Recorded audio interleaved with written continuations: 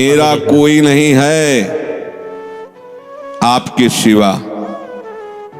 तो जो जो आपने अपना मान रखा वो सब वो घसीट लेंगे, क्योंकि वो कर तुम अकर तुम मन था कर तुम सर्व समर्थ है। दो प्रकार से, या अंदर से विवेक से वैराग्य प्रकट करके, या बाहर से राग ही हटा लेंगे। वो जगह नहीं रखेंगे जिसे आप अपना कह रहे हो। तैयार रहना। और यदि वास्तविक हृदय से ऐसी बात आ जाए तो उसी समय वो महात्मा हो गया। उसी समय करो सद्य, सद्य माने तत्काल, क्षिप्रम भवति धर्मात्मा। उसी समय बहुत जल्दी वो महात्मा बन जाता है। कितना सुंदर सिद्धांत है। रहो न कबहू कतहू कछु मेरो अपनो काम। अब अपने लिए कोई कार्य नहीं रह गया है।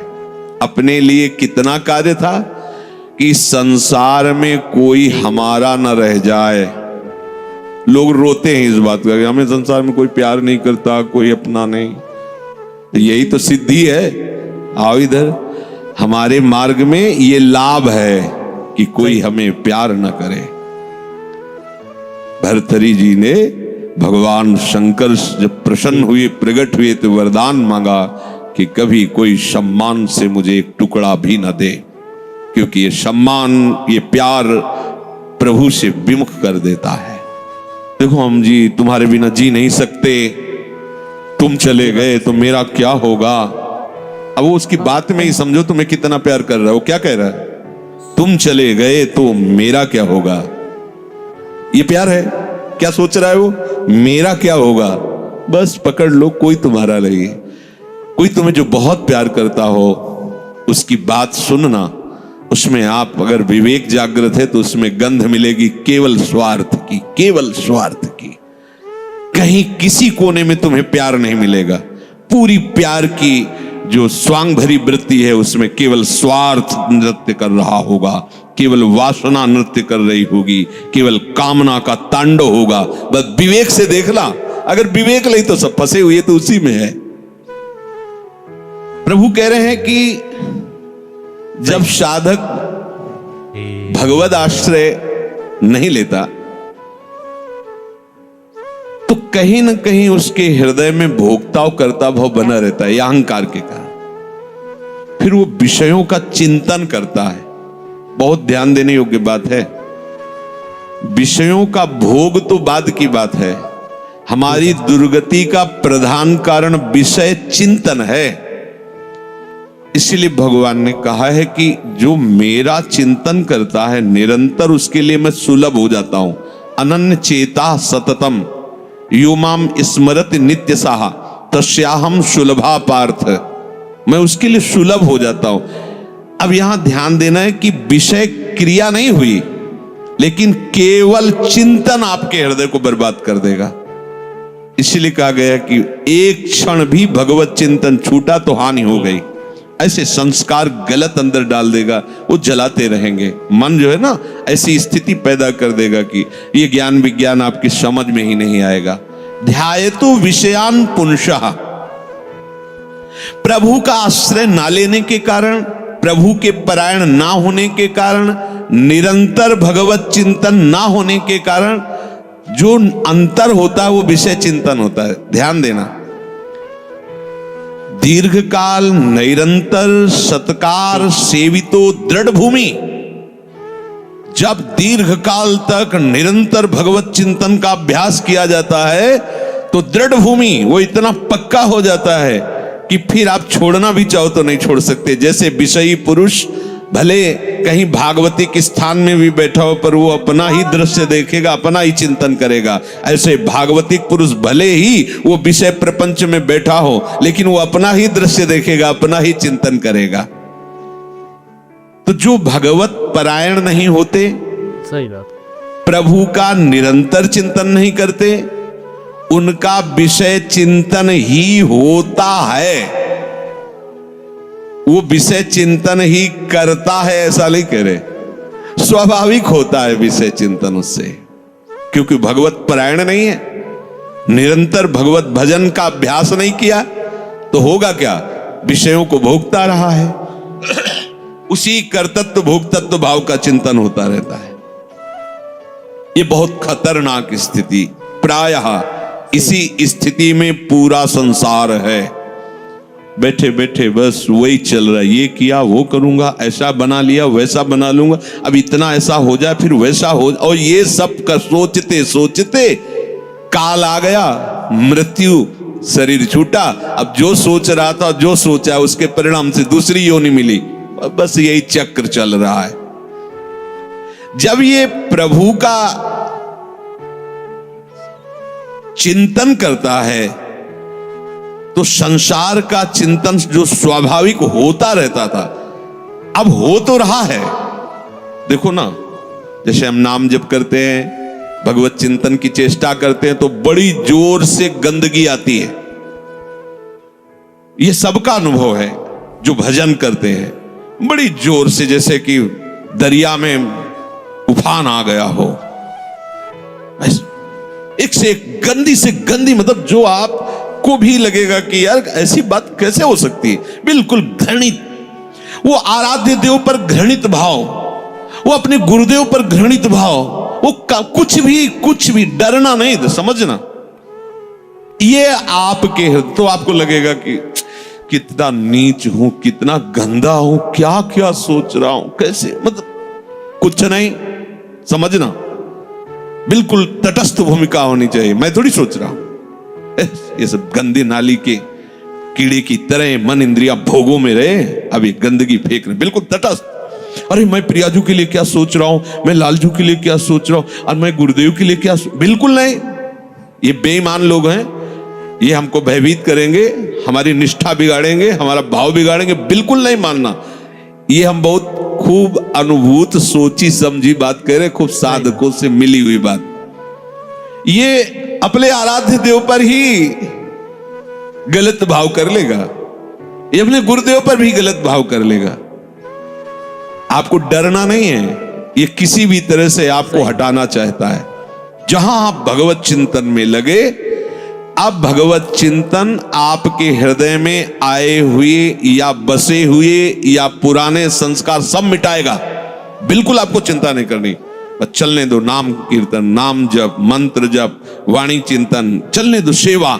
ये जितनी गंदगी, चुप रहो, देखते रहो, उबने की जरूरत नहीं, खिन्न नहीं होना, ना हर्षित होना है, दोनों बात समझ। खिन्न हो गए तो वो टिक जाएगा, ऐसा क्यों नहीं है, उसमें गंदगी जब धुलाई हो रही तो निकलेगी सब बाहर, शांत एकदम। बहुत गंभीर होना चाहिए उपासक, इस स्थिति वाले को एकदम घबराना नहीं चाहिए। वो फिर अच्छी बातें भी डालता है जो संसार में सुखद मानी जाती है, उसमें आपको हर्षित नहीं होना, सही है, तटस्थ। यहां तक कि वो भागवतिक बातें भी डालेगा तो आपको भी गंभीर रहना है, क्योंकि वो थोड़ी देर जब समझ गया कि ये भागवतिक बात को सुनता है, तो जहां भागवतिक बात दी आप सुनने लगे तो अपनी पेशगी कर देगा, आप समझ ही नहीं पाओगे, दस्तखत करवा लेगा। बहुत चतुर है, इसीलिए सबसे बड़ा चतुर सृष्टि में कौन है, रामाय भजते चतुर नर, उसे सुजान कहा गया है, क्योंकि इन सब चतुरों को भी काबू में करने की सामर्थ्य भगवान नाम जापक में है। एक एक हरकत वो मन की देखता रहता है, एक एक हरकत, छोटी सी छोटी उसकी चेष्टा। अच्छा समझ में आ रहा है, ठीक, कुछ नहीं, कोई नहीं बिगाड़ सकता, बस आप झुकना नहीं इस पे। बाहर की बात नहीं कह रहे, यहां की बात। आप उदास मत होना, आप निराश मत होना, और आप इनके आगे झुकना नहीं, इन दुष्टों के समुदाय के आगे। एक से एक पेशगी देंगे, आपको निराश करने की चेष्टा करेंगे, आपको ऐसा कर देंगे कि लगेगा भी इस भोग के बिना तो हम जी नहीं सकते, अब ये भोग भोग ले, फिर भगवान मिले या ना मिले। झुकना मत इनके आगे, ये दुष्ट प्रवृत्तियां आपको रौंदने की चेष्टा कर, और आप तभी नहीं झुकेंगे जब मत परायणा भगवदास। अगर भगवदास रही तो बातें बोलते रहो, कुछ चले होने वाला, वो अपने आप वहीं आपको आकर्षित कर लेंगे। तो जो भगवद आश्रय छोड़ चुका है और संसार का आश्रय लिए है, तो चाहे जितनी चतुराई करे, संसार का ही चिंतन होगा। और संसार का चिंतन है विषयों का चिंतन, और विषयों का चिंतन है दुर्गति। स्पष्ट समझ लीजिए, क्योंकि विषय चिंतन में राग प्रियता आसक्ति पैदा होती है। जैसे विषय चिंतन होता है तो उस विषय चिंतन के प्रति राग होता है, प्रियता होती है। अगर ये वस्तु मिल जाती आज खाने को, ये भोगने को, ये देखने को, ये सुनने को, मजा आ जाता, आनंद आ जाता। ऐसा राग, प्रियता और आसक्ति और विषय सेवन की ललक अब रहा नहीं जा रहा। ये कब शुरू हुआ? विषय चिंतन से। ध्यान रखना, ध्यायतो विषयान पुंसः संगस्तेषुपजायते। विषयों का ध्यान करने से, चिंतन करने से विषय संग अर्थात आसक्ति उसके हृदय में प्रकट होती है। अब तो रहा नहीं जा रहा, अब वो भटक रहा है, क्या करूं, कैसे करूं, कहां वो पाऊं, ललक रहा है अंदर। बड़ी दुर्गति की ये स्थिति होती। प्रायः हर साधक इस आग से जल करके आगे निकलता है। आग बुझाने की चेष्टा मत करना। इसमें अगर आपने थोड़ी भी बैलेंस बनाने की कोशिश की तो मार्ग छूट जाएगा। इस आग से ही निकलना है, पक्का तय करो। सही बात। आग को बुझा करके निकलना है, कभी नहीं, निकल ही नहीं सकते। और जब आप इस आग में कूदोगे तो ये आग जलाएगी नहीं, चंदन हो जाएगी। बाहर से तुम्हें लपटें दिखाई देंगी और जब अंदर प्रवेश करोगे कि हे प्रभु आपके लिए मैं जलूंगा, तो कहीं भी धुआं भी प्रवेश नहीं हुआ विभीषण के घर में। पूरी लंका राख हो गई, एक विभीषण कर गृह नाय। पूरा संसार जल रहा है, कामाग्नि, क्रोधाग्नि, लोभ, लेकिन भक्तों के हृदय में उसका धुआं भी प्रवेश नहीं करता, क्योंकि वहां भगवान का आश्रय है। विषयों का सेवन शरीर से भी ज्यादा घातक है मानसिक सेवन। समझना, साधक क्या समझता है कि मैंने कोई क्रिया तो की नहीं, अच्छा बहुत चतुर है, मानसिक पाप लगता नहीं। कलिकर एक पुनीत प्रतापा, मानस पुण्य होए और नहीं पापा। ओ बैठे बैठे बस, गलत बात समझिए।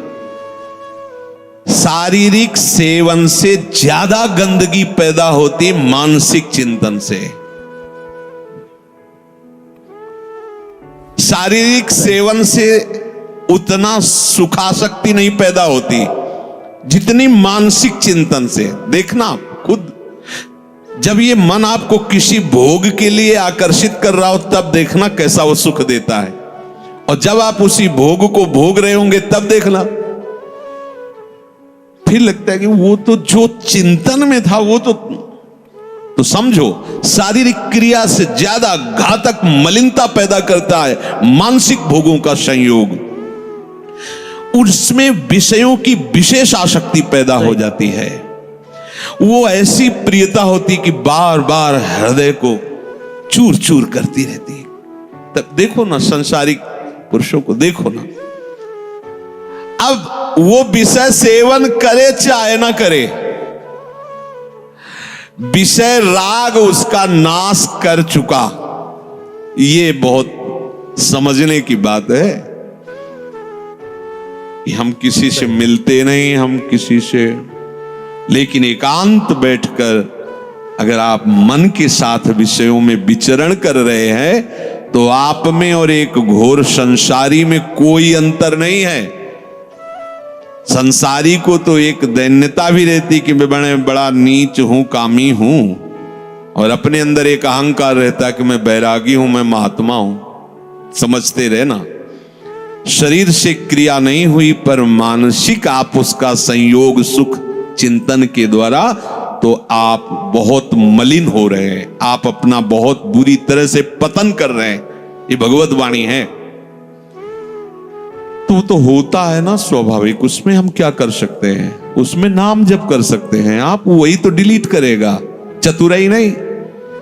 कई बार सत्संग में कहा, कुछ भी चल रहा है अंदर, मन फेंक रहा है राधा राधा राधा राधा, ये जो आपका राधा राधा चल रहा है ना, एक भी चाल उसकी नहीं चलने देगा।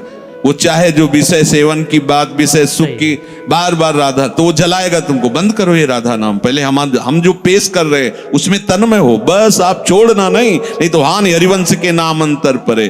कहे हनुमंत विपत्ति प्रभु सोई जब तो सुमिरन, यही विपत्ति फंसा देगा। अरे बहुत विचित्र है, ये बहुत विचित्र है। लड़खड़ाकर कदम वहीं खड़े हो जाएंगे जहां चिंतन चल रहा है। बहुत घृणित मन की ये चिंतन वाली वृत्ति आपको क्रिया में उतार देगी, आप रुक नहीं पाएंगे। संगात संजायते कामः, जब आप विषयों का ध्यान दीजिए। ध्यायतो विषयान पुंसः, ये होगा, सबके होता है। जब लोग बात अरे हम तो समझते नहीं थे, ये काम ही है, आश्चर्य की बात है, कोई आश्चर्य की बात नहीं।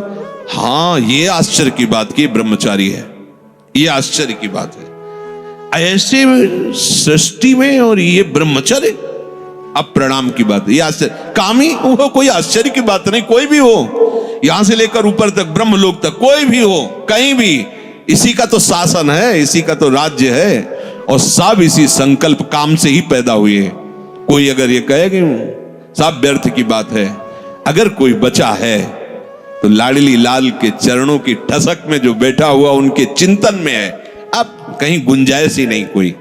और अगर वो भी थोड़ी देर के लिए भी विषय चिंतन करेगा तो थोड़ी देर के लिए रौंदा जाएगा, ध्यान रखना।